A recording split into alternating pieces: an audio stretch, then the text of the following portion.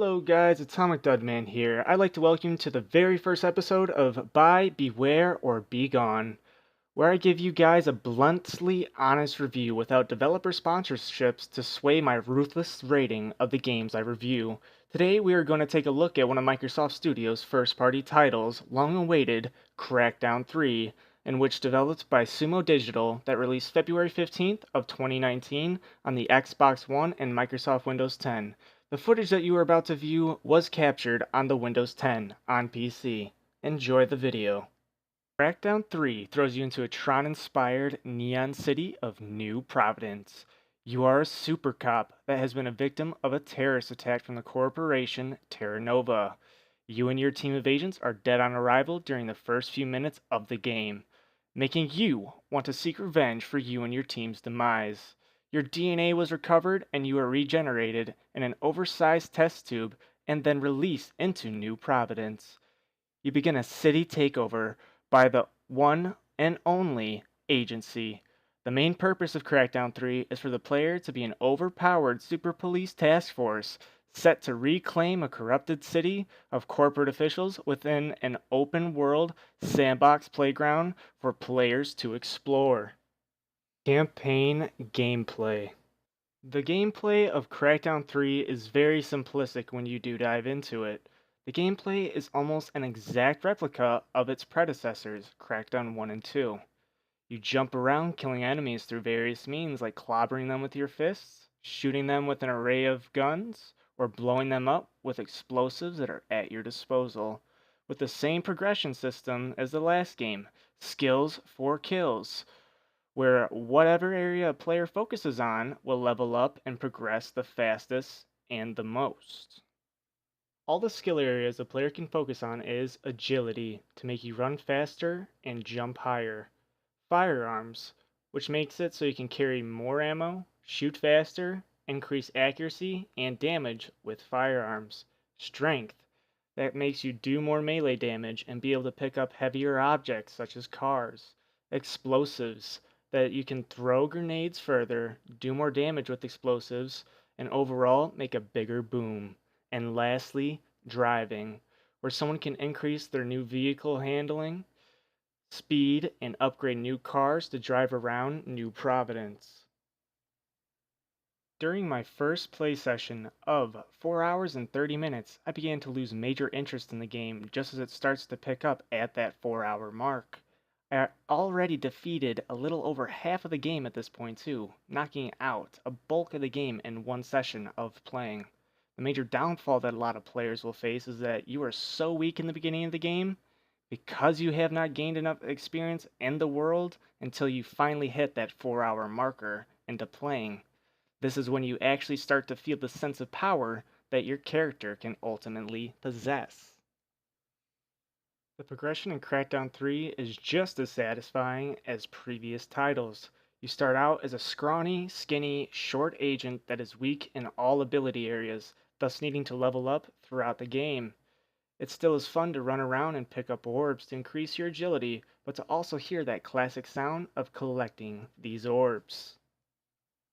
New features that Sumo Digital added to Crackdown 3 is these propaganda towers of the main villain of Crackdown 3, spewing negative, dictatorial, and life-threatening propaganda throughout the city. You have the option to climb these and deactivate them. This then turns these towers into agency propaganda towers instead, to try and form small militias to start and fuel a revolution within New Providence. Another new feature are the thrusters on your character that can help you double jump and dash to grip on the sides of buildings. What was also nice was that your agent can barrel roll on the ground, now dodging enemy bullets. When playing as Terry Crews, he has some pretty enjoyable one-liners within the game, giving your agent some type of personality even though they are virtually mute when regarding conversations between other main characters. When it comes down to the graphics of Crackdown 3, they are very hit or miss for whoever is playing the game.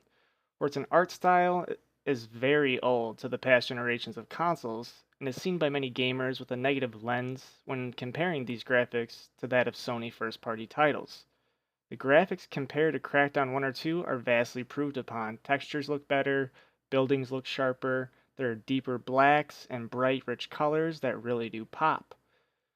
During the day, the game looks pretty dull with certain colors of the urban city, as you can see.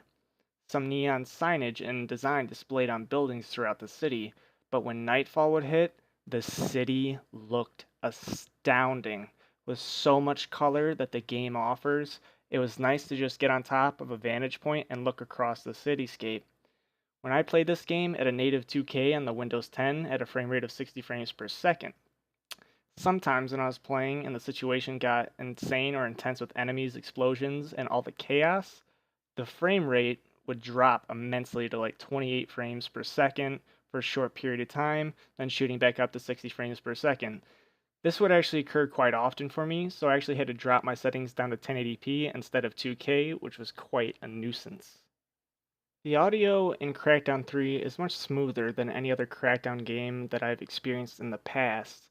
Overall, it was smooth, nice, fluid, overall consistent, but what I found very strange was when I completed different tasks, sometimes the same audio dialogue would replay over and over at different points in the game, which made it feel as though did the studio run out of money where they couldn't afford to add any more lines of dialogue?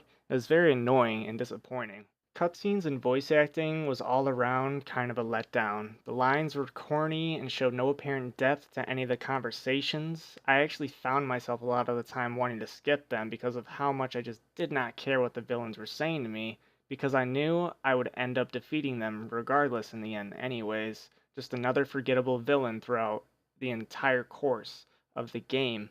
Cutscenes are not really animated, such as other games, where people were actually moving around within the scenes. It played like a comic book strip due to the art style of the game being so heavily reliant on the comic book style. But what was nice is the return of the main voice actor that plays as the agency's original director has returned to Crackdown 3, giving returning fans somewhat of a treat. Regarding the DLC, such as Crackdown 2 had, there's not been really any news of any type of extensive content for the campaign in Crackdown 3 within the future. But what we do know is, on day 1 of Crackdown 3's launch, there was a patch that everyone had to install, and there have been hints to adding new modes to Crackdown 3's multiplayer, but nothing so far on the campaign. Multiplayer gameplay. When it comes to Crackdown 3's multiplayer, I played about 5 consecutive hours of the multiplayer in Crackdown 3. It was very minimal when I did get to play it, but this is where you could tell that development really took a turn for the worst, spiraling downhill. When it comes to character customization, it lacks a lot. There is little to no customization really for the agent you play as, besides their face, primary and secondary weapons, and equipment. When it comes to the actual modes that we get to play, and is Agent Hunter. In a sense, is a 4 versus 4 kill confirmed that was very lackluster experience overall. The map you get to pretty much play on is small and feels like it lacked a lot of effort as well, with its narrow corridors and cluttered buildings. Buildings did not really give me much more dynamics in this aspect to how the mode was played. The destruction that was advertised didn't really pull me in either. It felt like a watered down battlefield. When I knew there was an enemy in a building, I would just take it down with an explosive and blow the building sky high with little to no impact. The player would just adapt and already be in a new building, using that new building as cover. What was frustrating was that in this multiplayer is that there is an auto hard lock on to enemy players that takes little to no skill to be successful in. When players do kill one another and drop their dog tags, you cannot even pick up your team tags to deny the kill like you can in Call of Duty. You have to wait for it to disappear, which is also very annoying and frustrating. But if you decide to play in other modes called territories, it is pretty much a really watered down and generic version of Call of Duty's demolition mode, capturing an objective and accumulating points the longer you hold that objective. What was worse was that the buildings blew up in my game. It would lag spike so hard I could not even move my character. Cloud gaming is not so amazing if this is the type of thing it has to offer. From being an avid player of PvP games, this was highly disappointing due to the fact that Crackdown 3 was originally advertised for its multiplayer and was that horrific of a complete disaster. It takes little to no skill to do well in the multiplayer. Not to mention, there is no progression even linked with the multiplayer in the terms of unlocking new weapons, abilities, equipment, or even levels for that matter. I won my first two games I ever played on Crackdown 3's multiplayer, scoring top of the leaderboards, which felt way too easy to me. If you are interested in Crackdown 3 solely based on its multiplayer, this is a definite buyer beware because the multiplayer is god awful in the stages it's in. The Pro Con Countdown. Pros. Some of the pros of Crackdown includes mindless fun, pretty much a time killer. It has nice color and decent resolution. Has a good sense of ability progression for the player. New features of the thrusters are nice to get to higher ledges to grab onto and to pretty much scale buildings. Also, there's nice smooth audio and a decent soundtrack when pretty much crazy moments start to form. Cons. Unfortunately, I found more cons for Crackdown 3 than I did actually find pros, such as massive amounts of missing features that were in Crackdown 2, such as no customization of your agent's suit color. There's also no air vehicles to drive, such as helicopters, due to the innovation of the propaganda towers that you have to scale. You can also no longer run on bodies of water after your agility skills are maxed out. The player also cannot crouch anymore. Four-player co-op in Crackdown 2 was reduced to only two-player co-op within Crackdown 3 due to it being too unbalanced and overpowered with four players, the developers felt. When hit mid-air, your character takes an excessive amount of time to recover, regardless of skill level in Crackdown 3. When your character is fully maxed out, they do not have a complete agent suit. In Crackdown 2, they had a full body suit of armor, including a tactical mask and so much more. There also is no wingsuit in Crackdown 3, as there once was in Crackdown 2, making travel much more annoying and bothersome in the game. The city also lacks NPC life on the streets. It doesn't feel like there's much going on.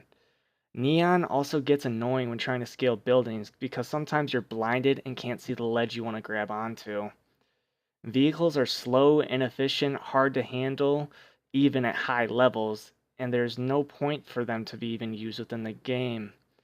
Frame rate issues in campaign and multiplayer are really annoying and very game breaking.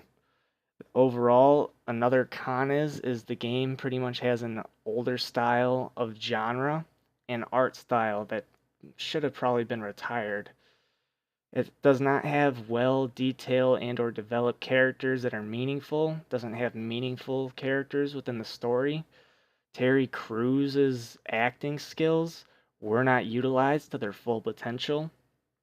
Story was not it was not impactful and was boring to listen to and was more of a chore. The multiplayer lacked progression or difficulty, balancing, and scaling.